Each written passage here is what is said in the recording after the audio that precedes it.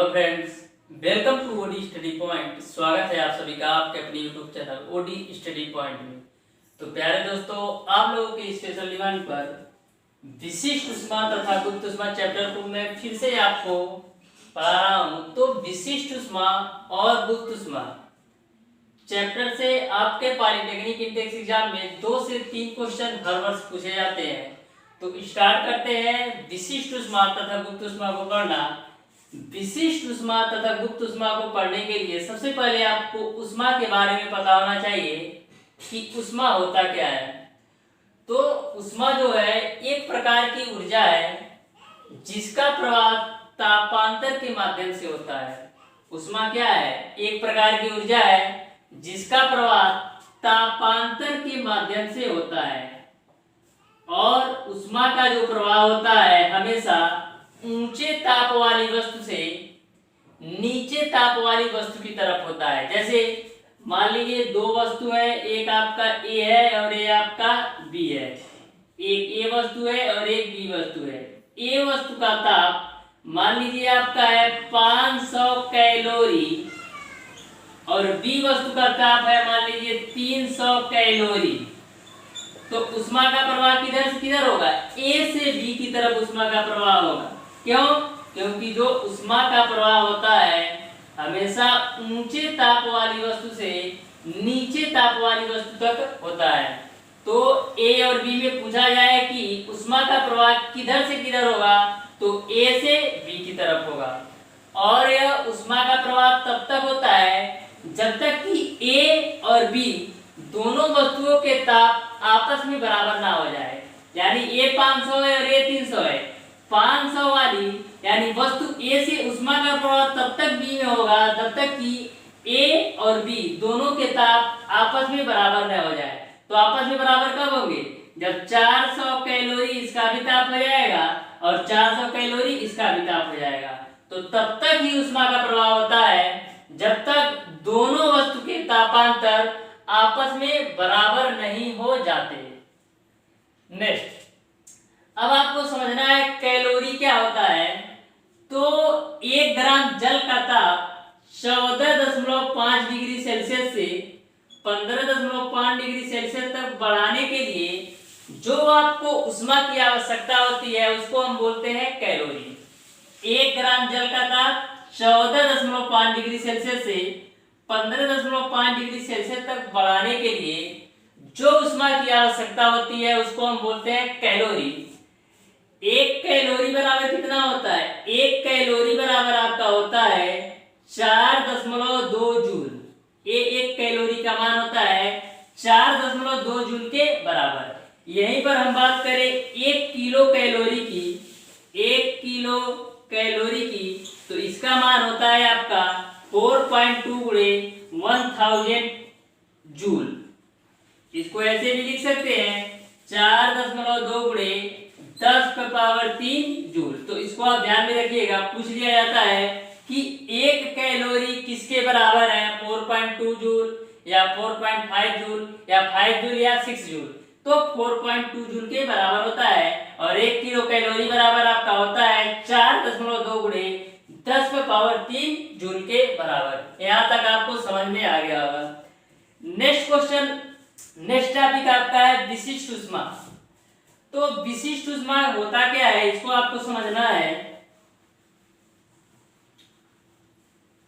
तो आपका होता है Q बराबर ms डेल्टा T। तो यहां से हमको केवल विशिष्ट ऊष्मा का डिफिनीशन चाहिए। तो S बराबर आपका हो जाएगा Q/m गुणे डेल्टा T। तो यदि यहाँ पर हम m की वैल्यू 1 ले ले और डेल्टा T की वैल्यू 1 डिग्री सेल्सियस ले ले तो यहाँ से आपको विशिष्ट ऊष्मा का डिफिनीशन मिल जाएगा। तो होगा आपका 1 ग्राम द्रव्यमान का ताप 1 डिग्री सेल्सियस बढ़ाने के लिए आवश्यक ऊष्मा की मात्रा को हम विशिष्ट ऊष्मा कहते हैं। यदि आप यहाँ पर m की वैल्यू 1 रख दे और डेल्टा T का मान 1 डिग्री सेल्सियस रख दे तो Q बराबर आपका क्या हो जाएगा? S। यानी कि 1 ग्राम द्रव्यमान का ताप 1 डिग्री सेल्सियस बढ़ाने के लिए जितनी हमको ऊष्मा की आवश्यकता होती है वही आपका विशिष्ट ऊष्मा होता है। ओके, अब इसके मात्रक की बात करें तो विशिष्ट ऊष्मा का मात्रक यहां से आप लोग समझिएगा, Q का मात्रक क्या होगा, कैलोरी प्रति, M का मात्रक क्या होगा, ग्राम और डिग्री सेल्सियस। यानी जो आपके विशिष्ट ऊष्मा का मात्रक होता है कैलोरी प्रति ग्राम डिग्री सेल्सियस, या क्या हो सकता है किलो कैलोरी प्रति किग्रा डिग्री सेल्सियस, या क्या हो सकता है, यदि मैं किलो कैलोरी को जूल में चेंज कर दूं तो क्या आपका होगा 4.2 गुणे 10 टू द पावर 3 जूल प्रति किग्रा केल्विन। तो इस तरीके से आपको मैंने 3 विशिष्ट ऊष्मा के मात्रक बता दिए, आप तीनों को ध्यान में रखना है। पहला आपका होता है कैलोरी प्रति gram degree Celsius, second one kilo calorie प्रति किग्रा डिग्री सेल्सियस, और थर्ड वन आपका होता है 4.2 गुणे 10 टू द पावर 3 जूल प्रति किग्रा केल्विन। तो इस तरीके से आपको विशिष्ट ऊष्मा भी समझ में आ गया होगा। नेक्स्ट टॉपिक आपका है किग्रा एक डिग्री सेल्सियस होता है, डिग्री सेल्सियस। नेक्स्ट टॉपिक आपका है ऊष्माधारिता। तो ऊष्माधारिता क्या होता है, जो आपका ऊष्माधारिता होता है ये आपका होता है Q बराबर M इंटू S, यानी ऊष्माधारिता बराबर आपका होता है, ऊष्माधारिता बराबर होता है आपका M इंटू S, यानी किसी पदार्थ के कुल द्रव्यमान का ताप बढ़ाने के लिए जो ऊष्मा की आवश्यकता होती है उसे हम बोलते हैं ऊष्माधारिता। ध्यान में रखिएगा, ऊष्माधारिता बराबर होता है M इंटू S, और इसका मात्रक क्या होता है कैलोरी प्रति डिग्री सेल्सियस या जूल प्रति केल्विन। तो इसको भी आप ध्यान में रखिएगा। ऊष्माधारिता से या तो डायरेक्ट फार्मूले से क्वेश्चन पूछ लिए जाते हैं, या तो आपसे मात्रक पूछा जाएगा कि ऊष्माधारिता का मात्रक है तो कैलोरी प्रति डिग्री सेल्सियस या जूल प्रति केल्विन होता है। नेक्स्ट टॉपिक आपका है गुप्त ऊष्मा क्या होता है, गुप्त ऊष्मा। तो गुप्त ऊष्मा बराबर होता है Q बराबर M इंटू L। ये आपके गुप्त ऊष्मा का फार्मूला है Q बराबर M इंटू L, जहां आपका Q क्या है, एक ऊष्मा है, और M क्या है, द्रव्यमान है, और L क्या है, गुप्त ऊष्मा। तो यहाँ से L बराबर आपका आ जाएगा Q अपान M। तो यदि मैं M का मान यहाँ पर 1 ले लूं तो आपका डिफिनीशन क्या बनता है कि एकांक द्रव्यमान का नियत ताप पर जितनी ऊष्मा की आवश्यकता होती है वही आपकी गुप्त ऊष्मा होती है। एकांक द्रव्यमान पर नियत ताप रखने के लिए जितनी ऊष्मा की आपको आवश्यकता होती है वही उस पदार्थ की गुप्त ऊष्मा होती है। तो इस तरीके से आपको गुप्त ऊष्मा, ऊष्माधारिता, विशिष्ट ऊष्मा, ऊष्मा और कैलोरी समझ में आ गया होता। कभी कभी पूछ लिया जाता है वाष्पन की गुप्त ऊष्मा और गलन की गुप्त ऊष्मा। तो जो वाष्पन की गुप्त ऊष्मा होती है वो आपका होता है 540 किलो कैलोरी प्रति किग्रा, और जो गलन की गुप्त ऊष्मा होती है वो आपका होता है 80 किलो कैलोरी प्रति किग्रा, किलो कैलोरी प्रति किग्रा। और जो वाष्पन की गुप्त ऊष्मा होती है वो आपका होता है 540 किलो कैलोरी प्रति किग्रा। तो दोनों को आप ध्यान में रखिएगा।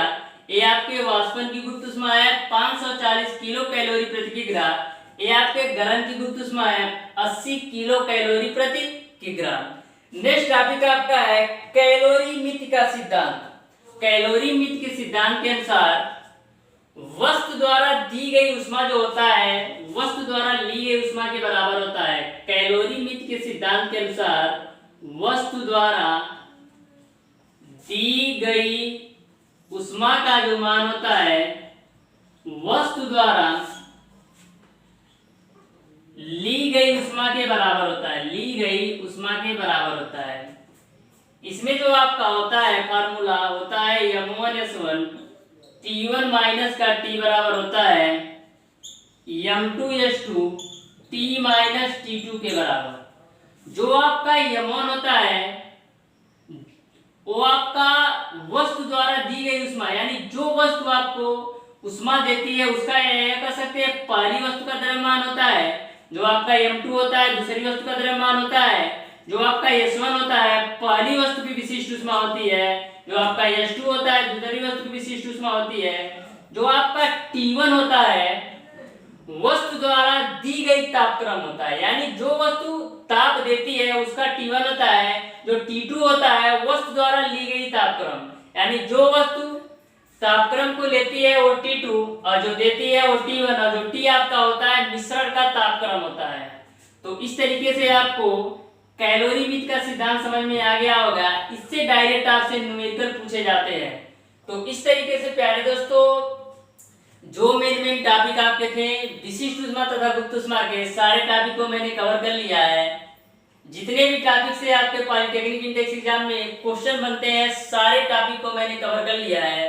अब जितने भी जैसे भी क्वेश्चन आएंगे उस क्वेश्चन के अनुसार मैं आपको और भी टॉपिक यदि आपके छूटे होते हैं तो उसको भी मैं कवर कर लूंगा। तो प्यारे दोस्तों आज की क्लास को इधर करते हैं। वीडियो अगर पसंद आया हो तो ज्यादा से ज्यादा लाइक शेयर और सब्सक्राइब जरूर कीजिएगा। बेल आइकन दबाना बिल्कुल मत भूलिएगा, जिससे हमारी लेटेस्ट आने वाली वीडियो आपको मिलती रहे सबसे पहले। धन्यवाद।